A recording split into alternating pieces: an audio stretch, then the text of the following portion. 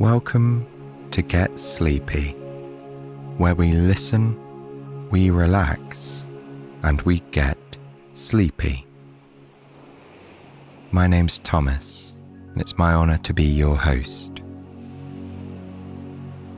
Tonight, I'll be reading a sleepy retelling of a fairy tale once collected by the Brothers Grimm called The Six Swans. In this version of the story, a kind princess commits to a long and challenging task to save her brothers from a most inconvenient enchantment. In the process, she learns the benefits of patience and determination. Okay, let's just take this time to unwind and transition from our active daily lives into the peace and quiet of the night. Make yourself as comfortable as can be, feeling free to readjust and stretch out your legs and arms if it helps.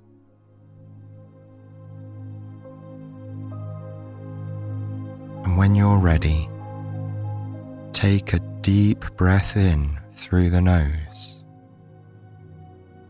holding at the top for just a moment, then letting the air gently flow back out.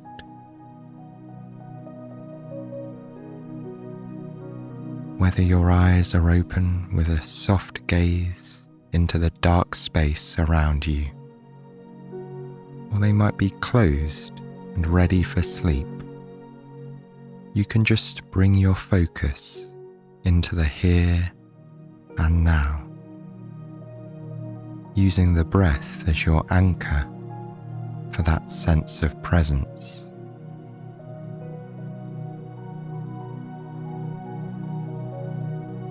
With your next breath in, try squeezing your shoulders up to your neck, holding tension at the top, then releasing them back down as you breathe out, feeling that tension flow away.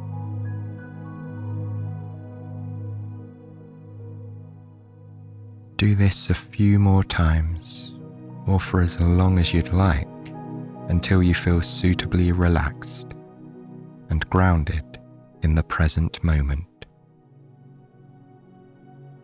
Breathing in, collecting tension in the shoulders, then exhaling and letting all that pent-up tension go.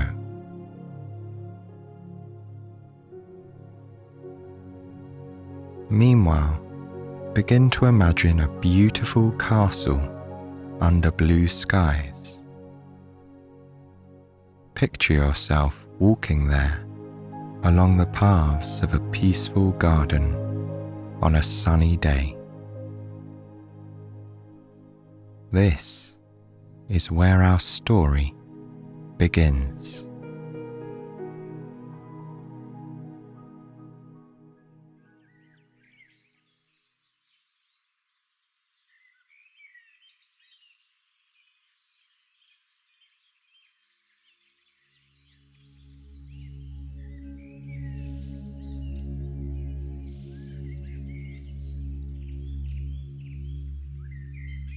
There once was a king and queen who had 7 children. The first 6 of them were all handsome, brave sons. The 7th, however, was a daughter. As the youngest of the children, and the only girl, she was doted upon by the family and loved by the people in the court. Her name was May, and she was as sweet as could be. Everyone who knew her said that her kindness and sunny disposition brightened even the gloomiest of days. all the king's subjects thought the royal family was splendid, and the king and queen and their children lived a happy and carefree life together at the palace. As the princes grew older, they became a bit tired of being confined within the tame boundaries of the castle garden, so their parents allowed them to begin exploring the woods from time to time. The brothers loved adventuring out onto the lightly worn paths that crisscrossed the forest, and would sometimes be gone for hours, returning happy and exhausted from their games.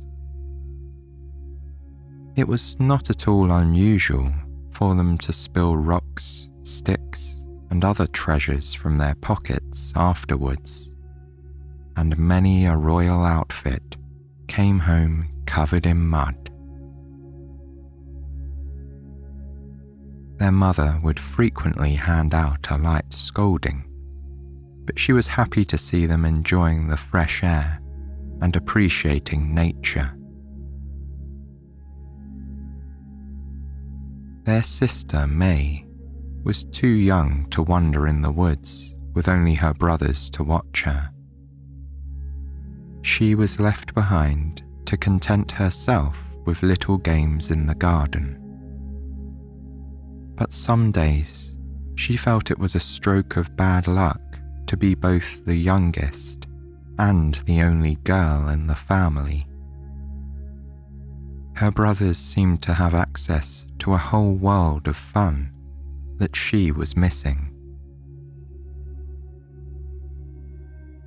One day, the princes headed out for one of their romps in the woods, and they came upon a path they'd never noticed before. The oldest boy only spotted it because he had ducked down to tie his shoe, and he spied it winding away into the underbrush. It didn't take much for him to convince his brothers to follow this mysterious byway, and they were soon pushing down the little-used trail, not minding if they lost a bit of their shirt on a branch along the way, or tripped on a root. They were hardy adventurers, and were all determined to find out where the trail would lead.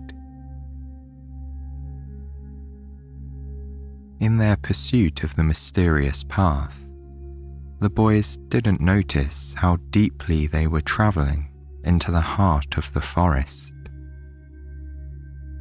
As they continued on, they were unaware that the birdsong they normally heard in the sunnier places had receded, and that they were increasingly surrounded by a heavy gloom. Finally, they happened upon a clearing. In the center of the clearing was a moss-covered stone cottage with smoke coming from the chimney. There was a chicken coop nearby, and a large black crow regarded them curiously from a wooden stool near the front door. "Who do you think lives way out here?" one of the brothers said. "Maybe it's a woodcutter," another suggested. The boys scanned the clearing for signs of a large woodpile and found none. In the center of the garden, however, was the strangest thing. A pile of enormous white swan feathers, as if the person who lived there was in the process of collecting the stuffing for an eiderdown. As they stood admiring the size of them, an old woman opened the door and stepped out into the yard. "I don't like visitors," she said. "What is your business here?" Then, seeing that a few of them were about to pick up the feathers and examine them, her tone turned to one of caution. "Don't touch those. You will be sorry," she warned. Unfortunately, her warning was too late. As they stood, each of the 4 boys who were holding a feather felt a strange sensation. There was a moment where time seemed to stand still. Then, when they looked at each other, there were only 2 princes left in sight.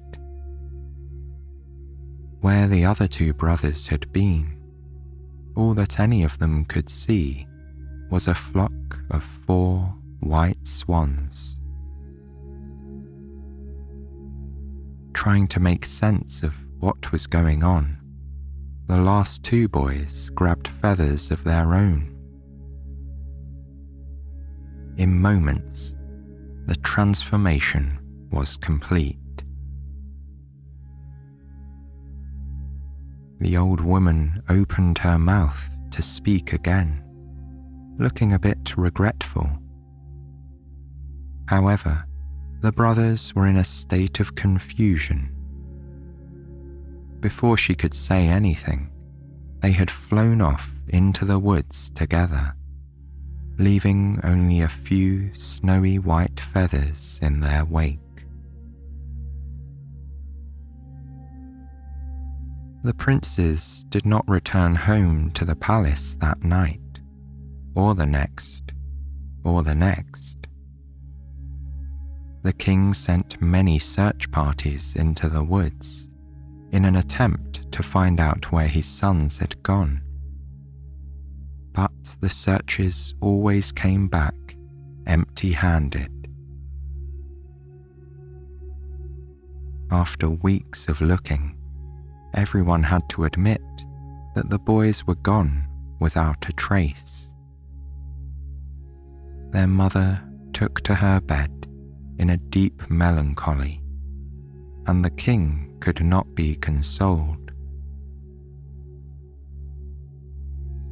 During all of this, their younger sister May was left entirely to her own devices. She wandered the halls of the palace and the paths of the garden restlessly, unsure of how to cheer up her parents or help to find her missing brothers. One day, months after the disappearance, May was sitting on a bench in the far reaches of the castle garden. She was supposed to be practicing her needlework, but the sun was warm on her shoulders and the flowers smelled intoxicating. She had dropped the tedious stitching on the bench where she sat and was lost in her thoughts, feeling increasingly drowsy. She felt a small movement next to her, and, lo and behold, opened her eyes to see a large black crow sitting at her side. It was observing her with a very intelligent gaze, and at its feet was a large ball of golden yarn. She caught her breath and didn't move, not wanting to startle the bird. The crow didn't seem nervous though, and merely hopped a few feet, looked at her one more time, and then spread its wings and flew into the forest. May turned and regarded the ball of yarn. Leaning over, she picked it up and turned it around in her hands. It was delightfully soft and sparkled ever so slightly in the light. As she turned the ball in her palms, it rolled lightly off of her fingertips. Unraveling quickly, the ball travelled away from her down the well-tended garden path and then disappeared in the direction of the forest. Not wanting to lose her new treasure, May picked up the end of the yarn and began to follow the string into the woods, rewinding it as she went. The ball kept rolling. It never got entirely out of her sight, but she seemed unable to catch it. Over tree roots, under logs, and between mossy boulders the yarn went. It didn't seem in a great hurry, but its pace also did not slow. On and on the yarn travelled, never reaching a resting spot. This went on for so long that before she knew it, May was deep into the gloom of the thickest part of the forest. If she had taken a moment to rest in her pursuit of the yarn, the princess would have realized she had left no trail behind her to mark her way home either.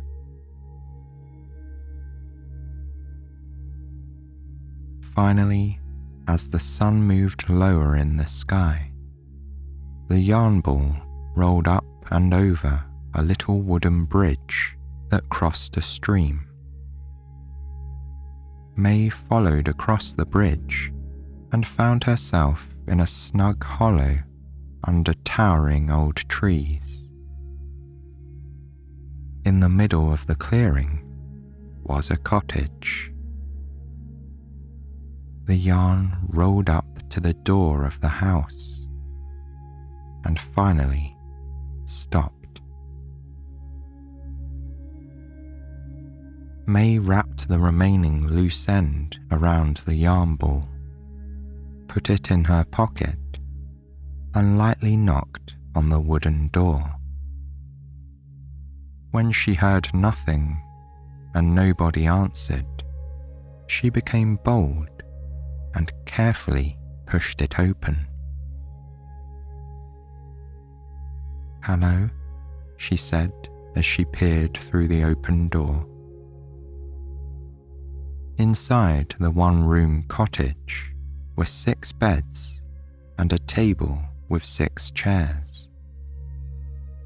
The remains of a fire were smouldering in the hearth. Although she knew she was intruding, May was suddenly so tired she decided to lie down briefly on one of the beds.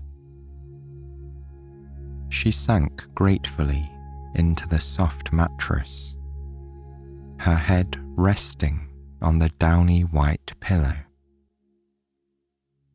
The last remnants of the fire glowed warmly in the grate, and she could see through the window that the sun would be setting soon. She would just rest for a moment, she thought. Before she knew it, she was fast asleep.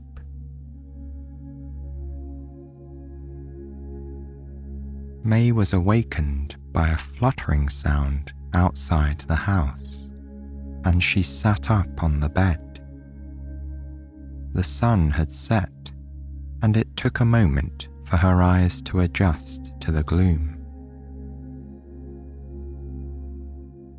Moving to the window, she was amazed to see 6 regal swans landing in the clearing. As each one gracefully touched the ground, his wings and white feathers disappeared, and there, instead of a bird, stood a young man. May realized immediately that she had found her missing brothers. Naturally, the boys were overjoyed to see their sister again. A new fire was built in the hearth, and the princes and the princess had a lively evening inside the house, so glad to once again be together. The boys told May what had happened to them that day many months ago in the old woman's garden, and how they had built this house in the forest to hide their predicament from their parents.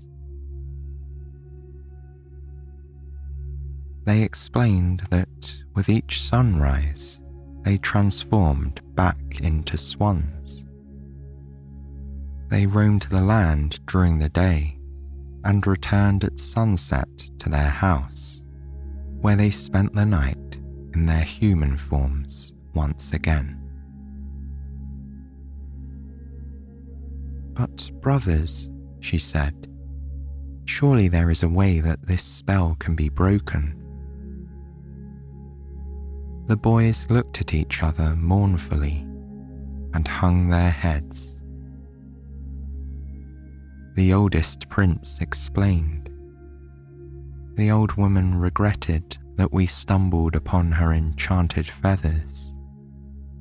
However, she says she cannot break the spell herself. May looked from one brother to the next. "Is there anyone who can reverse this spell?" she asked. The oldest continued. "A mother or a sister may, but the task is impossibly difficult." But May was determined to help her brothers out of this dilemma and bring them home to her parents. "Go on," she said. "Tell me what I must do." "You must sew a new shirt for each of us, using only thread and daisies," he explained. "Until the last shirt is finished, you can never speak or laugh, not even once. If you do, our chance of breaking the spell will be lost, and the enchantment will be permanent." May pondered what her brother had told her. This would be a difficult task indeed, and she feared she would not have the courage. Still, there was no alternative. She could not return to the castle and ask her mother to take on this impossible test. If the spell was to be broken, she would have to do it herself. The brothers agreed reluctantly, and it was decided that she would begin the task tomorrow. Fortunately, the daisies were in bloom. She would begin by collecting as many as she could. Her brothers made her a comfortable bed by the hearth, and she bid them good night, knowing this was the last word she would speak to them for quite some time. When May awakened in the morning, the sun was high in the sky, and her brothers had vanished. They had left her a plate with some brown bread and soft cheese, as well as a cup of coffee. She gladly ate her breakfast while she thought about what she needed to do. She knew from her many hours in the castle garden that daisies tended to prefer sunshine, and this was not a particularly bright spot in the forest. How would she search for some daisies without losing her way, she wondered. Then she had an idea. May took the ball of golden yarn to the doorstep and dropped it on the ground. Immediately, it rolled off into the woods, as if it knew where it must go. May followed after it, but this time she did not roll up the end of the yarn behind her, knowing that she needed to see the way home. The yarn bumped along over tree roots and under fallen logs. It rounded mossy boulders and skipped over streams. After a little while, she saw sunshine ahead. The yarn ball rolled to a stop in a field absolutely covered in wildflowers.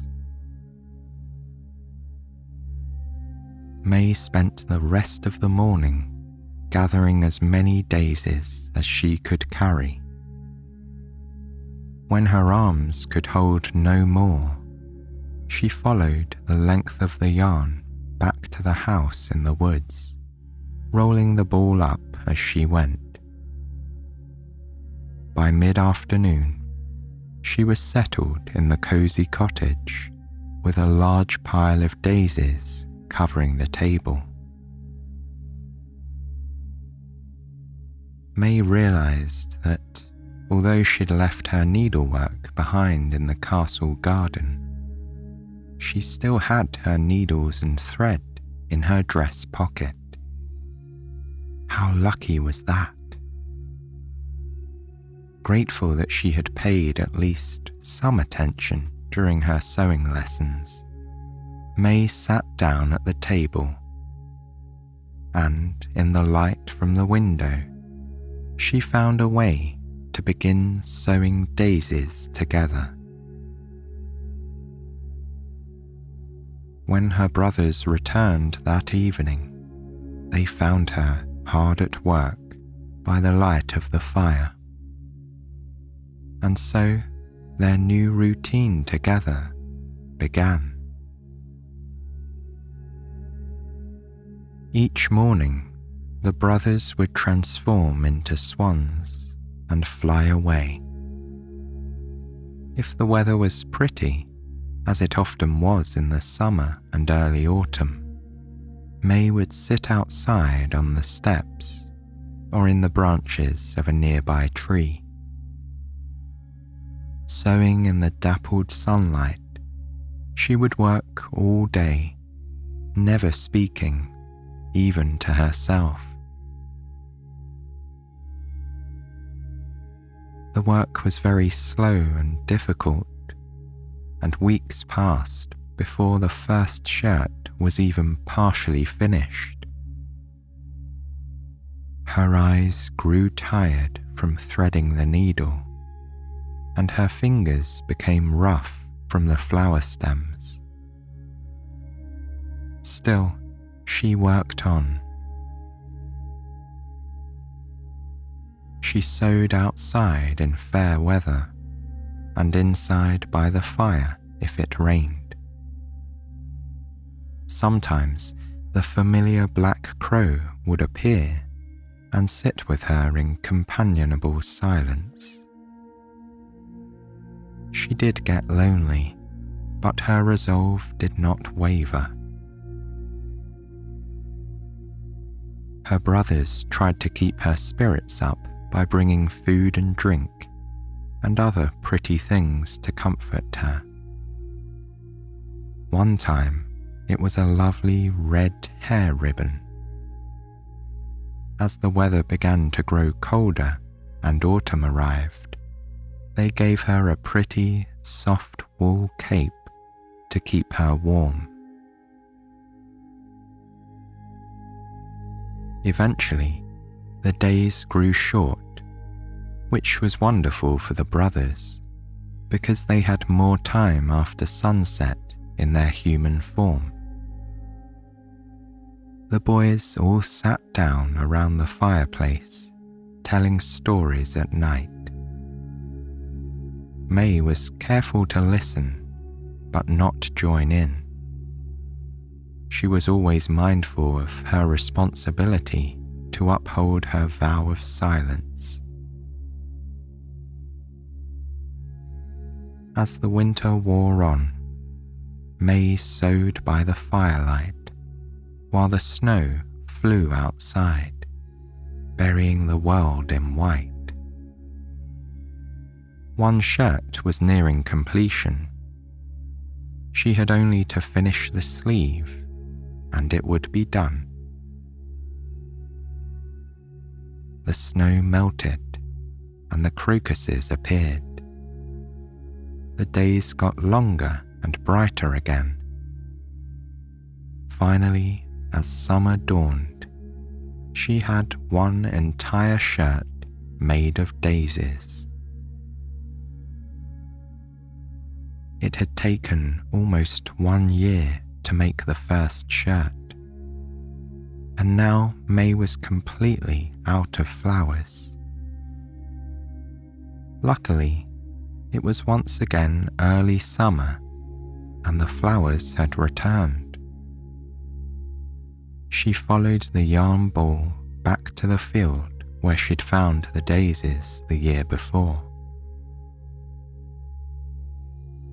As she had last time, she filled her arms with as many daisies as she could possibly carry, and then returned to the little house she shared with her brothers, pursuing the yarn trail the entire way. Beginning again, she sewed from morning to night. She sat outside in the sun or inside with a candle. The second shirt took shape slowly but surely. It was completed by the following June. By the time the third shirt had been finished, another year later, May had grown from a girl into a lovely young woman. Sometimes, while she sat threading her needle, she wondered if she'd ever remember how to speak or laugh again. Halfway through this test of her will, she was as determined as ever to break the enchantment on her brothers. She did, however, miss singing, laughing, telling stories, and having some company. She knew that, had she been at home, she'd be attending balls and meeting suitors. However, she did not feel that she was making the wrong choice. Saving her brothers was more important. She was sitting on the crook of her favourite tree one day, with the black crow keeping her company, when something unusual happened. A small group of riders emerged from the forest and stopped in the clearing where she was working. It had been years since she'd seen anyone other than her brothers, but luckily she remembered not to speak and just stared at these strangers, hoping they didn't mean any harm. The party consisted of 3 men and 2 ladies. All of them were richly dressed in velvet and rode beautiful, noble-looking horses. They seemed as taken aback to see May as she was to see them.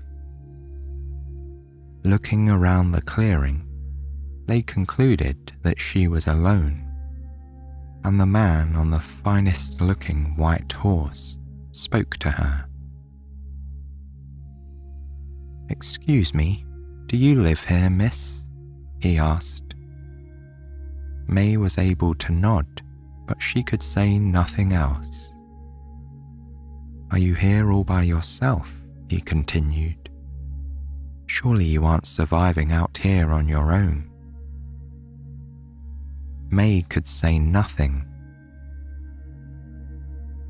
The nobles discussed quietly among themselves, and finally, the man spoke to May again. "Come, fetch your things. We'll take you to the castle, where you will have company and safety in our care. I cannot be guilty of leaving a lady in distress." May was not in distress at all. She was not interested in coming with these lords and ladies to their castle. Unfortunately, she had no way to protest without speaking, and they seemed quite sure of their plan. Seeing that they were quite determined to rescue her, she reluctantly gathered the 3 finished shirts and her needle and thread, and she put the golden yarn ball in her pocket. She might need it to find her way back. The man who had spoken to May helped her up in front of him on his horse, and they rode away from the little house in the clearing.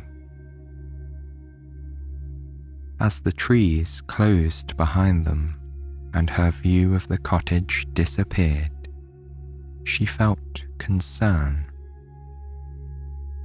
She knew her brothers would wonder where she had gone. It made her sad to think that they might assume she had given up in her quest to end their enchantment, but there was nothing she could do about it right now. She would find a way to finish the shirts and be reunited with them. After riding for some time, May and her new acquaintances came to a more sparsely wooded part of the forest, which eventually gave way to a view of an unfamiliar, walled city.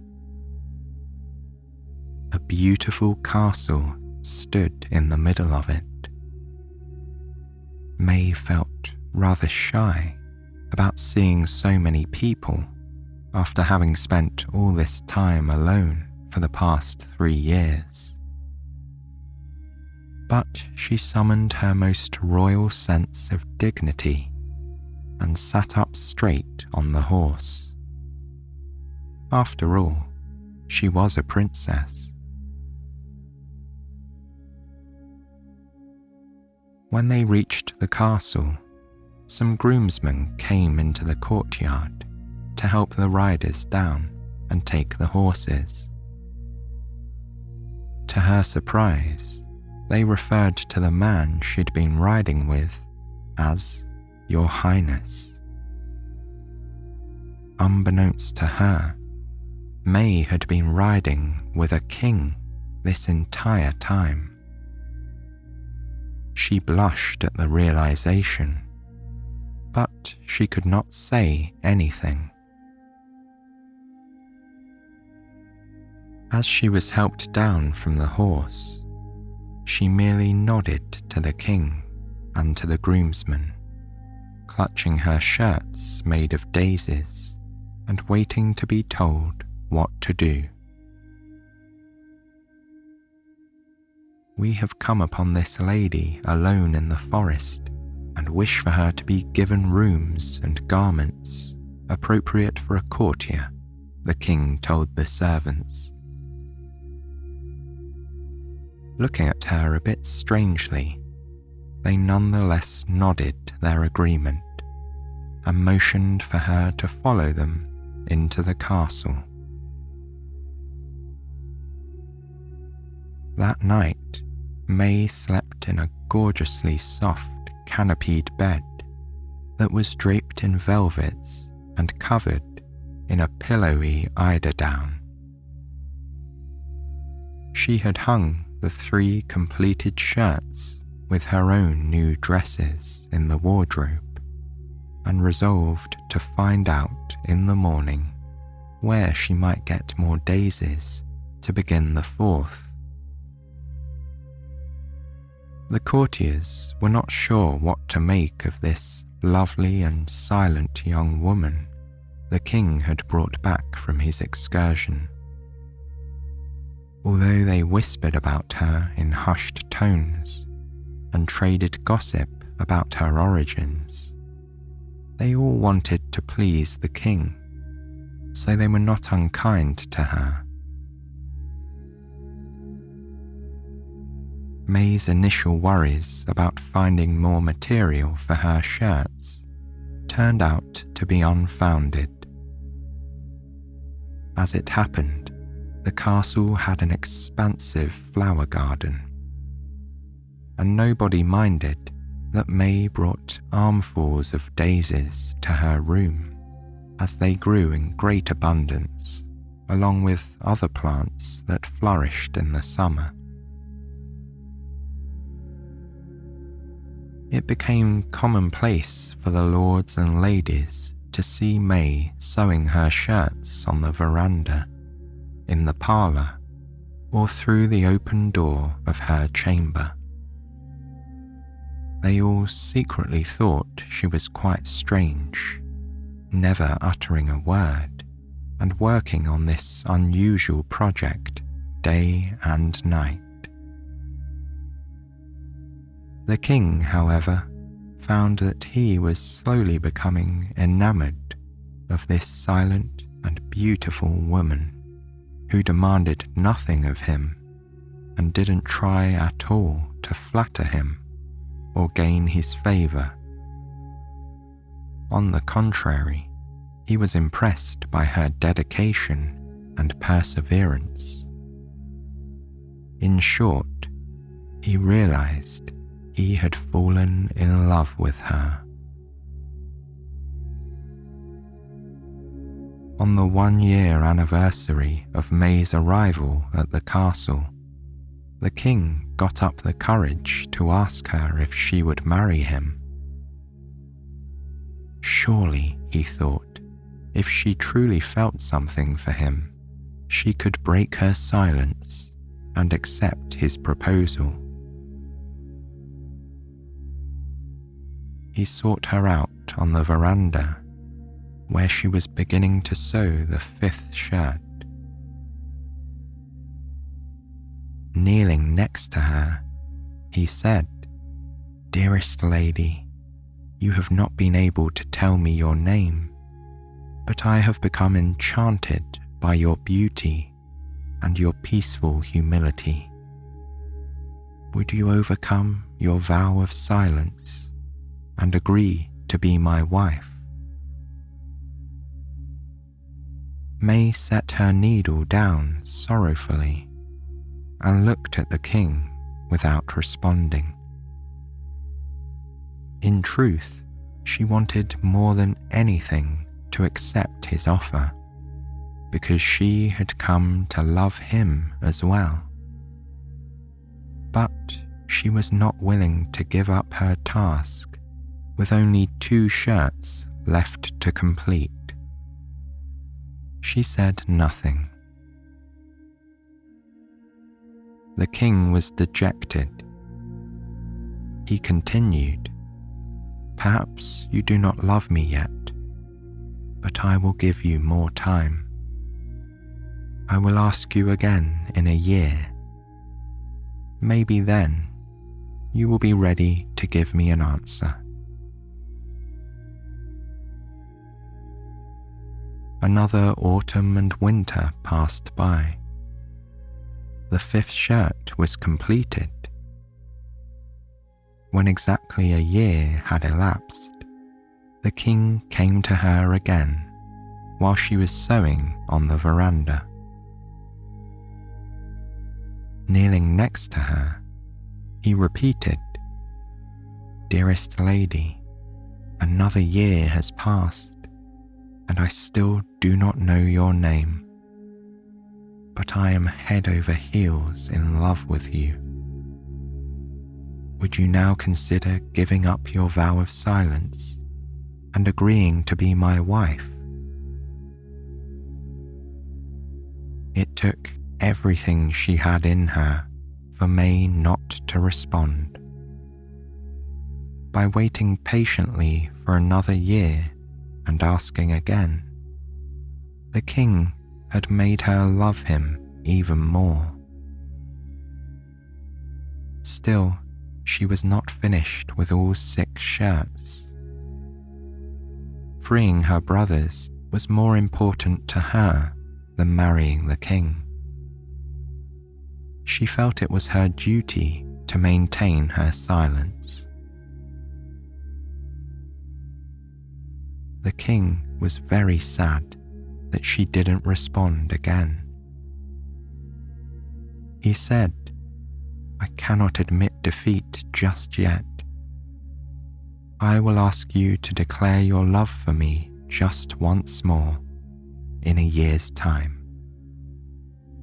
If then you still cannot break your silence, I will assume you never want to marry me, and I will obey your wishes and return you to your solitary life in the forest."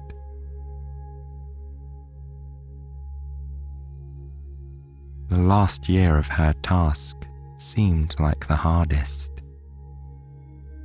As the seasons wore on, May tried to speed her process, knowing that she must finish the 6th shirt before the king came to ask her for her hand one final time. It felt, however, as if the enchantment slowed the work. Despite May having 5 years of practice with sewing the daisies, this shirt did not come together any faster than the first 5. As the summer season neared, she worked day and night. Finally, one glorious early summer day, she cut and knotted the final thread. All 6 of the shirts made of daisies were done. To break the enchantment, however, she would have to be reunited with her brothers, and they did not know where she was. Furthermore, she didn't even know how to get back to their house in the forest. How would she get the shirts to her brothers? Then the answer came to her. That night she rose when the moon was high in the sky, gathered the shirts in her arms, and went to a side door of the castle. Opening the door, she pulled the golden ball of yarn from her pocket and dropped it on the ground. Leaving the unravelled portion undisturbed behind her, May began to follow the magic fibre. It led her steadily through the castle gardens, down the streets of the town, and then outside the walled city and into the forest. The moon shone kindly on May, lighting her path. On foot, it took her many hours longer to cover the distance she'd travelled on horseback 3 years before. But by morning, May was overjoyed to see the little house in the clearing, looking just as she had left it. Because it was after sunrise, her brothers were already gone. She knew that they would be in the form of swans until nightfall, so she sat down in the house to rest, taking some of the bread and cheese they had left behind. Then, feeling overwhelmed with tiredness, she laid the shirts on one of the beds and curled up on another. The soft pillow embraced her, and before she knew it, she was in a deep sleep.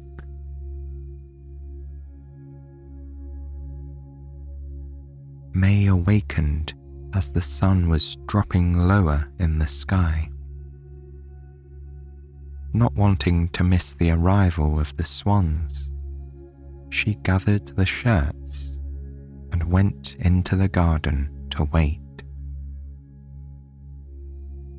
She had been there for only a few moments when, to her amazement, the king rode into the clearing. He had followed her long strand of golden yarn all the way from the castle. "Dear lady," he said as he dismounted from his horse, "I was so distressed to see you had left this morning, because I am resolved to ask you one more time if you can break your silence to accept my proposal of marriage." As the king stood there hopefully, he was distracted by the sound of wings entering the clearing. At that moment, 6 enormous swans appeared, alighting near May in the garden. May's eyes lit up at the sight of her brothers, and before even a moment had passed, she had thrown a shirt over the head of each of the swans. The king watched in astonishment as, in the warmth of the afternoon sunlight, the swans turned into 6 fully grown men. It was the first time they'd felt daylight on their human shoulders in more than 6 years, and they embraced May with happy tears. Seeing her task was finally complete, May turned to the king with a hopeful expression. Noticing a change in her, he understood that a great weight had somehow been lifted, and he knelt, hoping he would succeed in finally getting her answer. "Dear lady, will you now break your silence and consent to be my wife?" May gave him her most beautiful smile and finally spoke. "Yes, I will." After that triumphant day, the brothers were reunited with their parents, who were overjoyed at their return. The entire family attended May's long-awaited wedding to the king. Everyone lived very happily after that. May and her handsome king ruled their kingdom together, and it was always said that the queen was a lovely person who was patient, careful with her words, and very, very talented at needlework.